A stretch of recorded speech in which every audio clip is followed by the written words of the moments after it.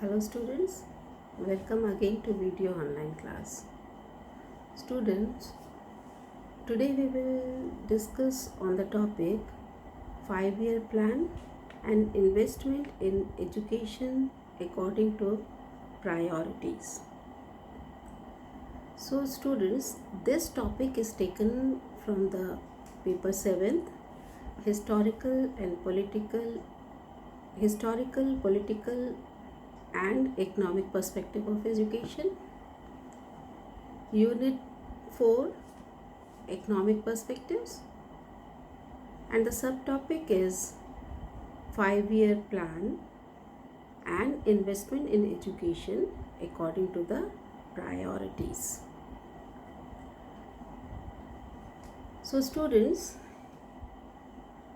इसे हम इस तरह से भी कह सकते हैं, पंचवर्षीय योजना और शिक्षा में निवेश प्राथमिकताओं के अनुसार. So students, first of all we should know about what is 5-year plan. So 5-year plans is a method of planning economic growth over limited periods through the use of quotas, used first in the Soviet Union and later in other socialist states.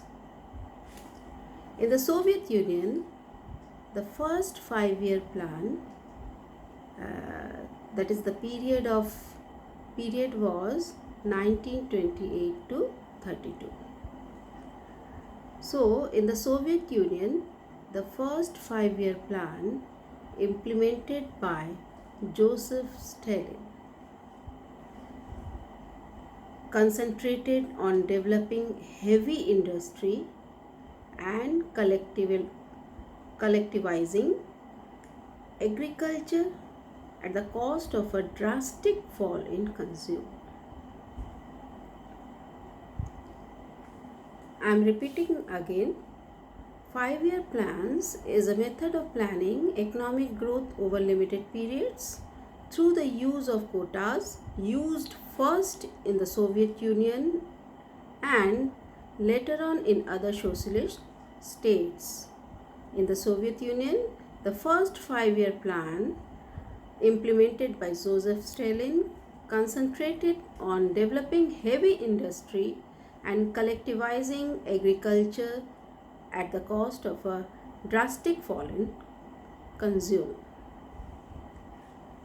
इसे हिंदी में हम इस तरह समझ सकते हैं कि 5 साल की योजनाएं सीमित समयावधि में आर्थिक विकास की योजना बनाने की पद्धति कोटा के इस्तेमाल से पहले सोवियत संघ में और बाद में अन्य समाजवादी राज्यों में इस्तेमाल की गई.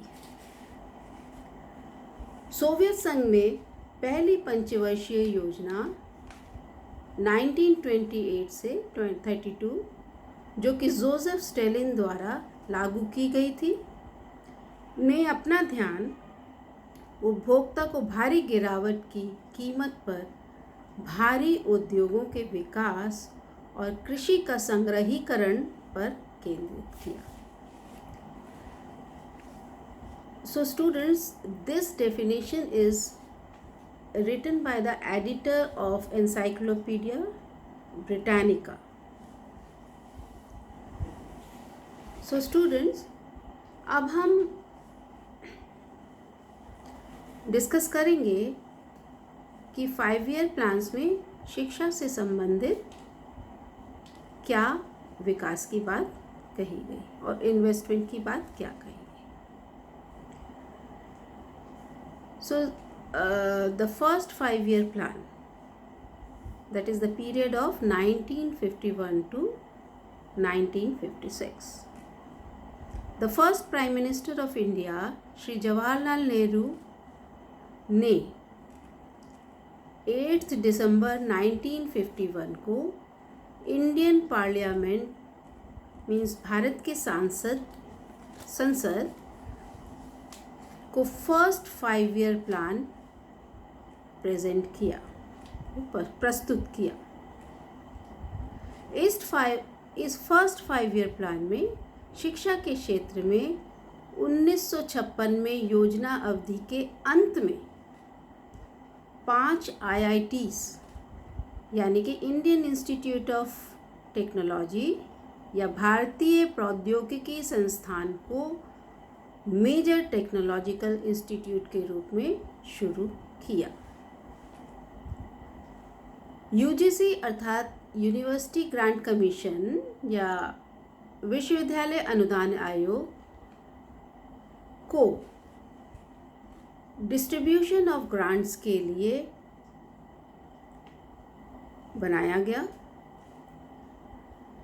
अर्थात धन का वितरण यूनिवर्सिटी या कॉलेज को कितना और कब कब दिया जाएगा, इस बात का निर्णय यूनिवर्सिटी ग्रांट कमीशन लेगा। That means UGC was set up to take care of funding here. Funding means anudan. So UGC was set up to take care of funding and take measures to strengthen the higher education in the country. The target growth rate was 2.1% annual GDP. The achieved growth rate was 3.6%. The net domestic product went up by 15%.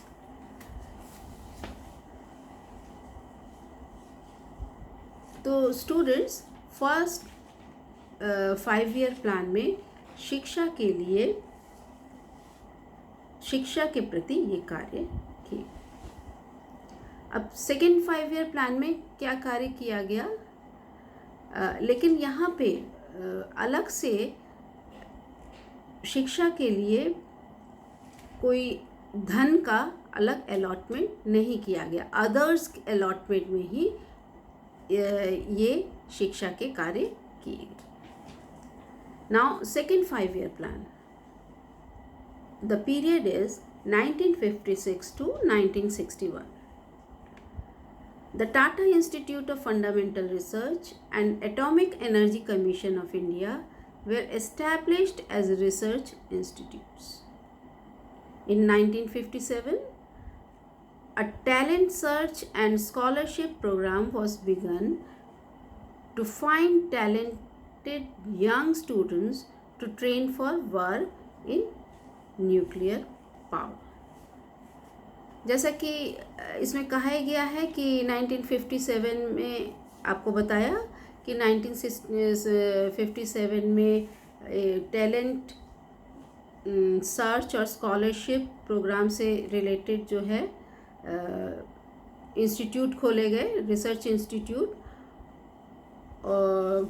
जिसमें कि ऐसे बच्चे को प्रतिभाशाली बच्चों को दिया जाएगा स्कॉलरशिप, और ऐसे बच्चों को खोज करना था जो कि न्यूक्लियर पावर से संबंधित कार्यों को करने के लिए जिनको ट्रेनिंग दी जा सके, जो इतने टैलेंटेड हों। स्कॉलरशिप तो students as we all know कि जो हाईएस्ट मार्क्स मिलते हैं या एक सम क्राइटेरिया विपुट कि जिनको स्कॉलरशिप दिया जाता है, तो और जो लोग बहुत हाई इंटेलिजेंट लेवल के होते हैं, जिनके मार्क्स बहुत अच्छे आते हैं, तो ऐसे बच्चों को खोजकर उनको न्यूक्लियर पावर से संबंधित कार्यों के लिए ट्रेनिंग दी जा सके। So the target growth rate was 4.5 and the actual growth rate was 4.27. Now third 5 year plan, the period is 1961 to 1966. Under third 5 year plan, in the field of education, the works done are as many primary schools were started in rural areas in an effort to bring democracy to the grassroots level. Panchayat elections were started and the states were given more development responsibilities.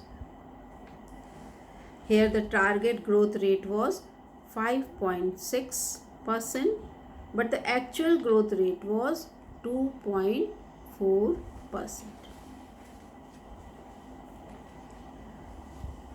Now the ninth 5-year plan, the period is 1997 to 2002.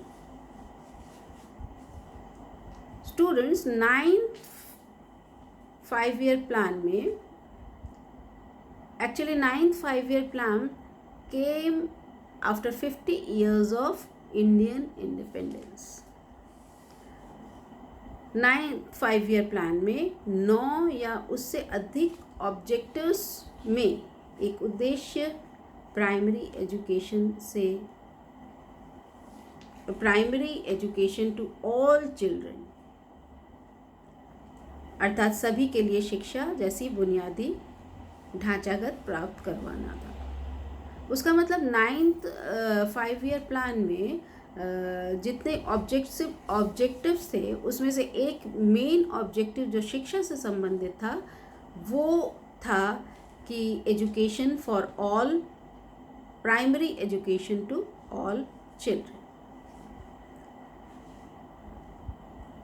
The target growth rate was 7.1% and the actual growth was 6.8%.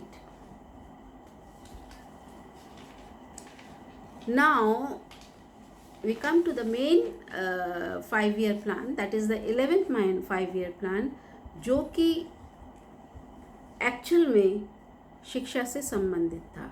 और ये जो 5-year plan था वो प्रधानमंत्री श्री मनमोहन सिंह के समय का था. प्रधानमंत्री डॉक्टर मनमोहन सिंह ने 5-year प्लान को इंडियाज़ एजुकेशन प्लान अर्थात भारत की शिक्षा योजना का नाम दिया.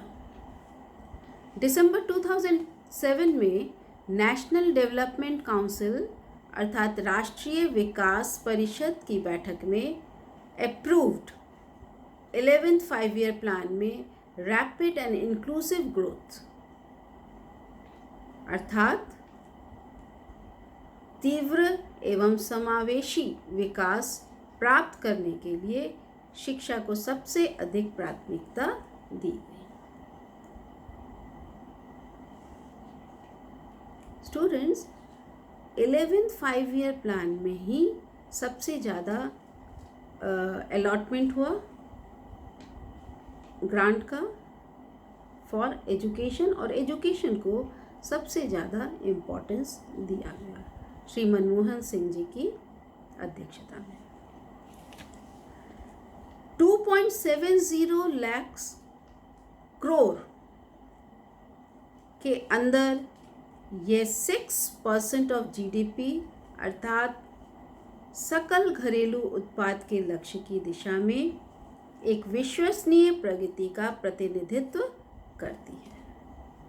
11th 5-year प्लान में शिक्षा के सभी वर्गों के लिए शिक्षा के क्षेत्र को सुदृढ़ करने के लिए कॉम्प्रिहेंसिव स्ट्रेटजी अर्थात व्यापक कार्यनीति प्रस्तुत की गई. यूनिवर्सल लिटरेसी अर्थात सार्वभौमिक साक्षरता, शिक्षा तथा ज्ञान नॉलेज बेसिस,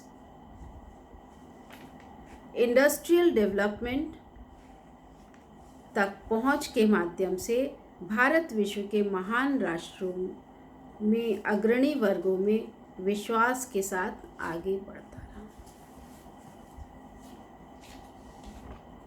जिससे यह सुनिश्चित हो सके कि प्रत्येक व्यक्ति अपनी गतिविधि में शिक्षा और कौशल निर्माण तक पहुंच प्राप्त कर सके.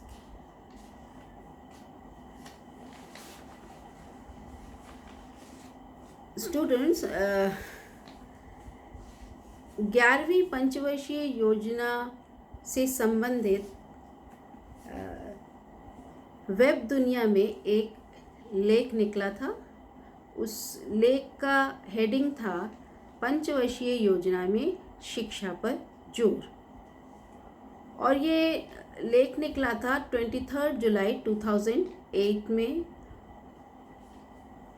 वहाँ एक सम्मेलन का आयोजन किया गया जिसमें कि और उस सम्मेलन में देश के करीबन सभी राज्यों के शिक्षा मंत्री और शिक्षा सचिव आदि वहाँ उपस्थित थे उस सम्मेलन में। और उस सम्मेलन में केंद्रीय मानव संसाधन मंत्री अर्जुन सिंह जी ने कहा कि देश में शिक्षा के सर्वांगीण विकास के लिए 11वें पंचवर्षीय योजना के अंतर्गत काफ़ी वित्तीय सहायता उपलब्ध कराई गई है। यह योजना तभी सफल हो सकती है जब राज्यों में समन्वय हो और राशि का सही उपयोग हो। राज्यों में समन्वय हो मतलब ये ना हो कि जो ग्रांट दिए जा रहे हैं, कोई राज्य कह रहा है कि हमको अधिक चाहिए, उस राज्य को उसके जनसंख्या के आधार पर उसको कम मिलना चाहिए, हमको ज़्यादा मिलना चाहिए। इस तरह से डिस्प्यूट ना होकर राज्यों में आपस में कोऑर्डिनेशन रहे और राज्यों में कोऑपरेटिव रहे, तभी वो जो ग्रांट या जो राशि शिक्षा के क्षेत्र में दी जा रही है उसका उचित उपयोग किया जा सकता है। यह उच्चतर एवं तकनीकी शिक्षा पर राज्यों के शिक्षा मंत्रियों के 2 दिवसीय सम्मेलनों का उद्घाटन करते हुए अर्जुन सिंह जी ने कहा कि केंद्र द्वारा शिक्षा के विकास के लिए उपलब्ध कराई गई राशि का सही समय पर उचित रूप से उपयोग किया जाना चाहिए। शिक्षा योजना विस्तार का सही अर्थों में लाभ तभी मिल सकता है जब वह समान व गुणवत्तापूर्ण हो। इसके लिए सामाजिक न्याय भी बहुत जरूरी है। श्री अर्जुन सिंह ने कहा, यहाँ सामाजिक न्याय ज़रूरी है, अर्थात जिस समाज में, जिस एरिया में जितनी आवश्यकता हो उसके अनुसार उस राशि को खर्च किया जाए, उपयोगिता के अनुसार। श्री अर्जुन सिंह जी ने कहा कि 11वीं पंचवर्षीय योजना एक महत्वाकांक्षी योजना है और इसमें प्रधानमंत्री डॉक्टर मनमोहन सिंह की विशेष रुचि को ध्यान में रखते हुए वित्तीय सहायता में भारी बढ़ोतरी की गई। वित्तीय सहायता में मतलब उसकी राशि को बहुत बढ़ाई गई, उसके ग्रांट को बहुत बढ़ाया गया, शिक्षा से संबंधित धनराशि को बढ़ाया गया। इससे शिक्षा के क्षेत्र में भारी लाभ मिल सकता है, लेकिन ये तभी मिल सकता है जब शिक्षा विकास से संबंधित महत्वपूर्ण कार्यक्रम सही समय पर लागू किए जाए और सही जगह पर और सही लोग उसको लागू करें।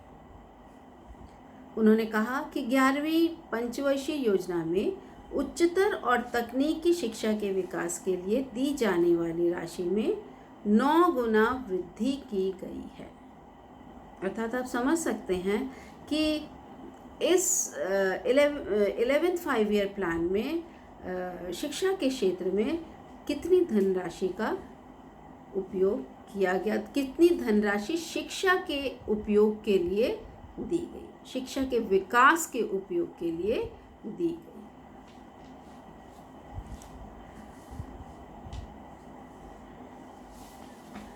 अब 12th 5 ईयर प्लान,